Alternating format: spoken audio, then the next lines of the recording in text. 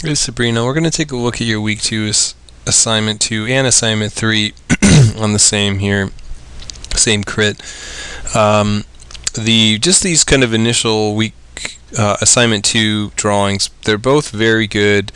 I'm just going to get out of the way just kind of the one issue that is for me bothering me a little bit, which is the placement of the objects. In some cases, it as kind of the way that you're overlapping objects feels very confusing. So the top one, I can just barely see that you're overlapping the front cube with the back cube, which is good. But you have a sphere here that to me feels very clearly like it's overlapping the cylinder that's next to it, where I think it should really feel like it's behind it, so that the cylinder comes forward a little bit more and obscures a little part of that sphere more. It's kind of happening here, but it's just on the kind of cusp where neither is interacting with each other, and so you can kind of get away with it. I would just say, if you run into similar situations like this with your still life, just make it very clear. I think lowering this cube more so that it very clearly is overlapped by this guy. I think the sphere, move it over a little bit more so that it very clearly gets overlapped by the cylinder, rather than I think these kind of areas where they just kind of barely touch, so you're not sure if they're in front or they're behind. I think, to be honest, when I first looked at them, I thought these two guys were kind of floating in midair because of how the overlap and how their position was. But the rest of it is good. The marker usage is excellent. The shading is very good. The perspective is very good. And just with your other drawings, the overall craftsmanship is excellent. Things are nice and clean. Shapes are symmetrical. They have kind of perfectly vertical verticals when they need to, and marker application is just nice and consistent. The textures are very good also. I like this variety that you've given to everything. The popsicle stick looking one I think is a nice variation.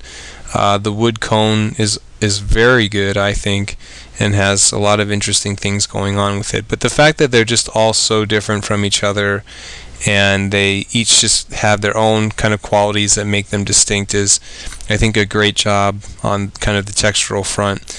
And you're also getting the value range in place, which I think a lot of people had a tough time with when they got to this larger scale assignment. So it's good to see that you're dealing with it so well. The color one is also same issues as the other one, where I think we're just running into these situations where I think things need to just be more overtly